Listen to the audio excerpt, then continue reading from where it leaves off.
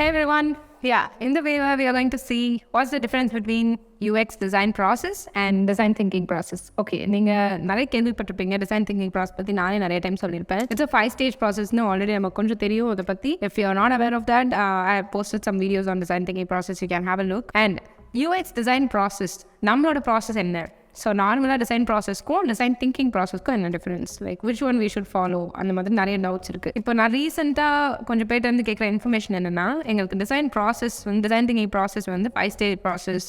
இதில் என்னென்ன பண்ணுறோம், empathy mapping, user persona, card sorting இதெல்லாம் பண்ணுறோம். ஓகே, எங்களுக்குலாம் தெரியும், இதெல்லாம் பண்ணுறது தெரியுது, பண்ணவும் மேபி ட்ரை பண்ணுறோம் வருது. பட் நம்ம டிசைன் ப்ராசஸ்ன்னு இதானா டெம்ப்ளேட்டாக நம்ம இதான் பண்ணுவோமா ஃபுல்லாக அப்படின்னு நிறைய பேருக்கு டவுட் இருக்குது. ஸோ இந்த ரெண்டுக்கும் டிஃப்ரென்ஸ் என்னன்றது தான் நான் இந்த வீடியோவில் சொல்ல போகிறேன்.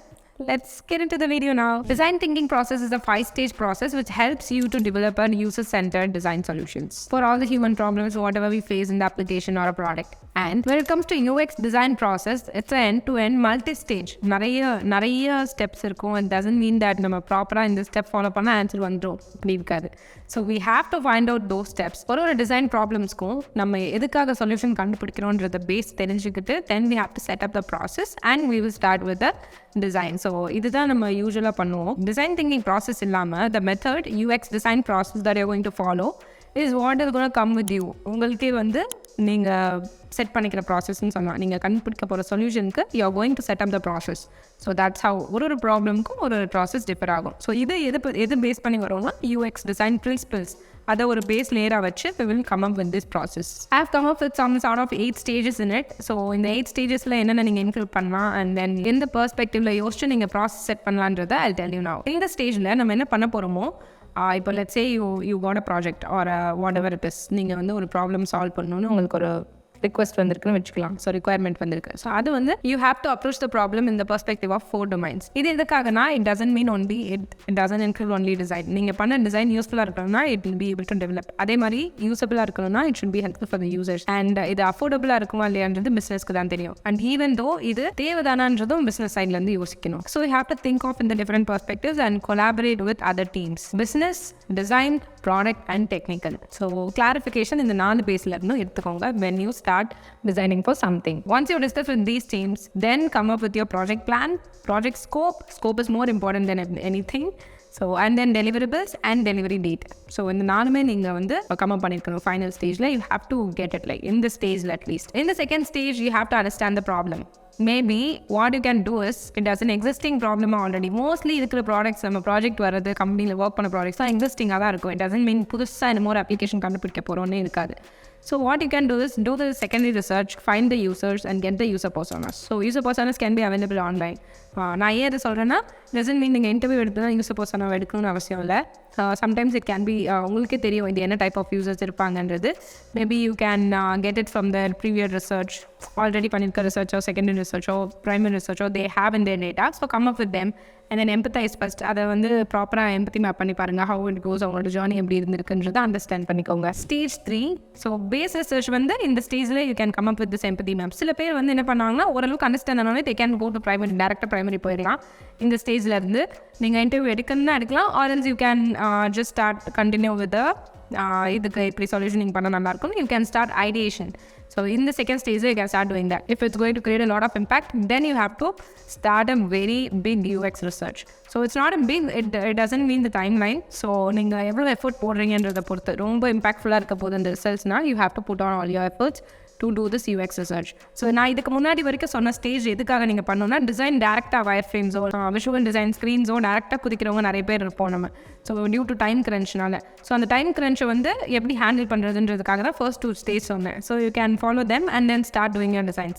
If you have some time for the research, start with the UX research. You can do 4 types of research: user research, market research, product research, competitor research. So user research, it's about the users. You can conduct the surveys, interviews, அதெல்லாம் பண்ணலாம். And then product research is உங்களை மாதிரி products வேறு ஏதாவது இருக்கா, and then how it is. Phase product research வந்து உங்களால் self analysis, feature analysis பண்ணால் பெட்டராக இருக்கும். நம்ம எந்த ப்ராடக்ட் ஒர்க் பண்ணுறோமோ அந்த ப்ராடக்ட்டோட ஃபுல் டீட்டெயில்ஸ் கேதர் பண்ணி அது எப்படி இருந்திருக்குன்ற ஃபுல் ஹிஸ்ட்ரி எடுத்து and how it can convey எதை பண்ணால் யூஸர் அட்ராக்ட் பண்ணலான்ற ட்ரிக்ஸை கண்டுபிடிக்கிறதுக்காக we can do this. And then competitor research வந்து 2-3 காம்படிட்டர்ஸை வச்சு maybe you can find similar products அதே மாதிரி கண்டுபிடிச்சி ஹவு தேர் ஒர்க்கிங் பர்ஃபார்மன்ஸ் எல்லாம் பார்த்து கண்டுபிடிக்கிறது. ஃபைனலி மார்க்கெட் ரிசர்ச் வந்து செக்மெண்ட் அனாலிசிஸ் பண்ணலாம். ஆர் எல்ஸ் லைக் கரண்ட்டாக எந்தெந்த அந்த மார்க்கெட் லெவல் எவ்வளோ இருக்குது, ஃபினான்ஷியலாக எக்கனாமிக்கலாக அது எங்கே ஸ்டாண்ட் ஆகிருக்குன்றதை பார்த்துட்டு how we can improvise that. மித்தவங்கலாம் எப்படி பண்ணி அதை இம்ப்ரூவைஸ் பண்ணுறாங்கன்றதையும் அனலைஸ் பண்ணுங்கள். So this is how it works in the UX research. And then stage 4 is ideation and sketching. So ideation and sketching வந்து it's usual. You don't need to இது wire ஃப்ரேம்ஸ்க்கு வந்துட்டோமா அதுக்குள்ளனா no. Sketching and ideation is not into wire frames mostly. இதை வந்து எதுக்காக பண்ணலான்னா சும்மா ஒரு பிரைன் ஸ்டார்ம்காக கூட பண்ணலாம்.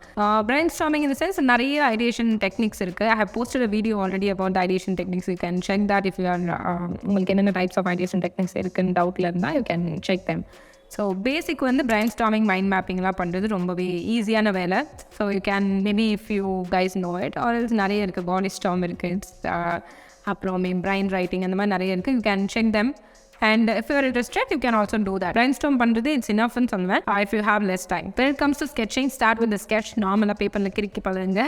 ஸோ யூ நோ ஓகே இது பண்ணலாமா பண்ணக்கூடாதுன்ற ஒரு என்ன சொல்கிறது ஒரு ஆசோலேஷன்லேருந்து நீங்கள் வெளியே வரலாம். தென் பேப்பர் ப்ரோட்டோடைப் பண்ணுங்கள். And then get into digital wireframes.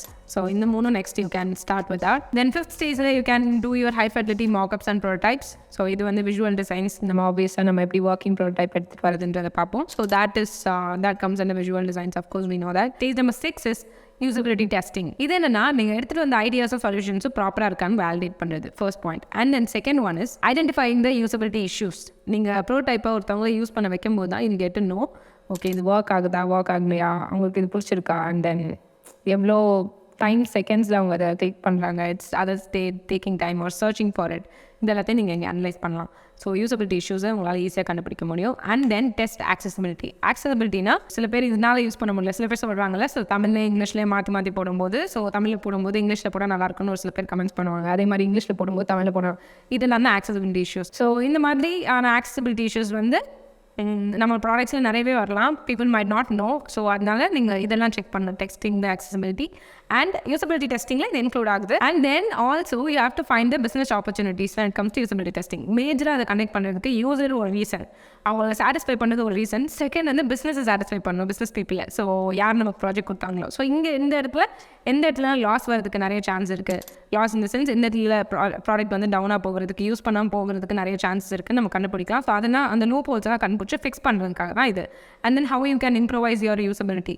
So அதெல்லாம் நம்ம இதெல்லாம் அனலைஸ் பண்ணி you can increase the business. when it comes to hand off, design system mode தான் நம்ம ஹேண்ட் ஓவர் பண்ணுவோம். இல்லை டிசைன் சிஸ்டம் நம்மகிட்ட கொடுத்து பண்ண சொல்லியிருப்பாங்க. That can be one. And then இன்னொன்று வந்து you have to remember that whatever you do you have to give a proper assets. நீங்கள் ரெடி பண்ணுற டிசைன்ஸ்க்கு UI டிசைன்ஸ்க்கு அசெட்டோட கொடுத்தீங்கன்னா it be helpful for the development. So hand off வந்து ப்ராப்பராக பண்ணுங்கள். So we have lots of InVision tool, Zeplin, இந்த மாதிரி நிறைய ஹேண்ட் ஆஃப் டூல்ஸ் இருக்குது. when it comes to ஃபிக்மாவை தவிர வேறு எதுலையாவது ஒர்க் பண்ணுறீங்கன்னா you can use those tools to hand off. So better search for good tools when you come to hand off. Figma na it's fine, you can just share the prototype, the inspect and the click panna you will get all the details. So it will be easier for the developer to come up with any doubts if they have on sudden. Next stage is QA testing or UX auditing kuda solvaam. So testing QA testing na romba technical ah poga thevilla. So in development coding la correct ah irukana check panna thevilla. It's like design correct ah iruka, quality assurance when it comes to design. So design la vandu how it is endradha nam analyze panna porom. So இது வந்துட்டு spacing குட்டி சின்ன இஷ்யூஸாக இருந்தால் கூட it will find out. And then UX ஆடிட்டில் வந்து மேஜரான ஃபீச்சர் ட்ராபேக்ஸ் ஏதாவது இருந்தால், இல்லை பிளேஸ்மெண்ட் ட்ராபேக்ஸ் இருந்தால் அதெல்லாம் வந்துட்டு யூஎக்ஸ் ஆடிட்டில் we can identify. That is all these are the stages that is there. உங்களுக்கு எந்த ஸ்டேஜ் வேணும், எந்த ஸ்டேஜ் வேணான்றது நீங்கள் டிசைட் பண்ணணும் when it comes to designing. So all the best, do well, and takeaways from this video is you should be thinking user-centric. You should develop your user-centric thinking. Practice empathy and try to build a design system if you haven't done it once. So, edavadhu oru thadava neenga design system ready panni paarenga. So you know how it works, and communicate and collaborate well. That's all. Thank you so much for watching. I'll meet you on the next video. Bye-bye.